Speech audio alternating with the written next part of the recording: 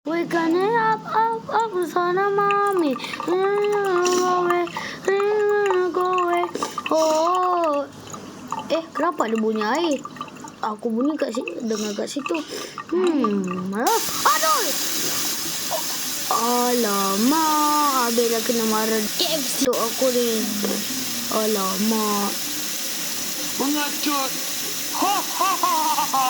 Tak tahu lagi aku nak ikan dia. Kau nak bawa aku kat mana? Sini lah, minum lah. Rasakan tu, kau dah jadi belon dah sekarang.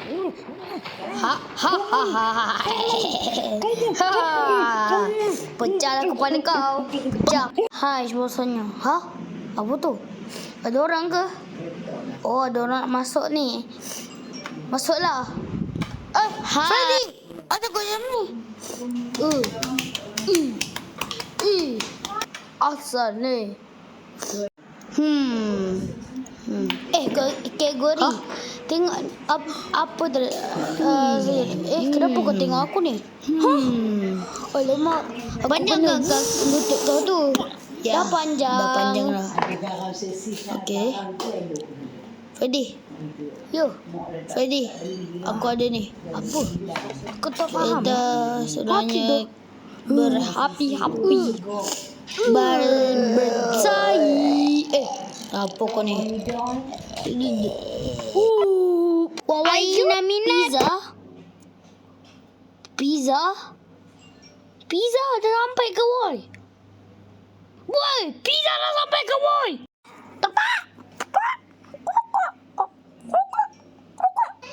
Makanan favourite aku dari nenek moyang aku sampai aku. Sedap. Banyaknya.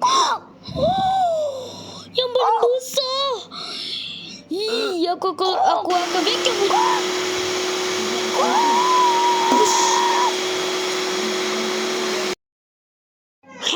Ini yang terakhir.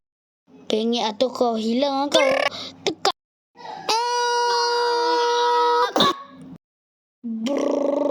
Dia hilang. Boleh pun. Habislah. Wow.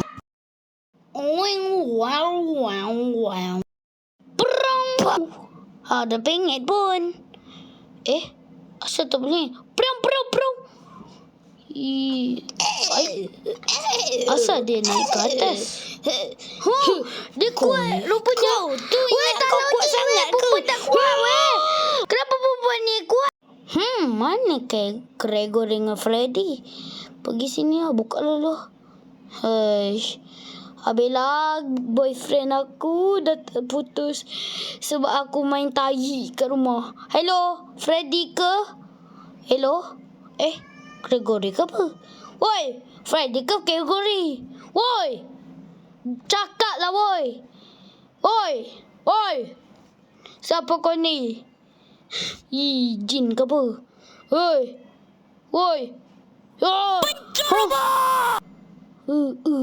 Habislah kau. Habislah kau.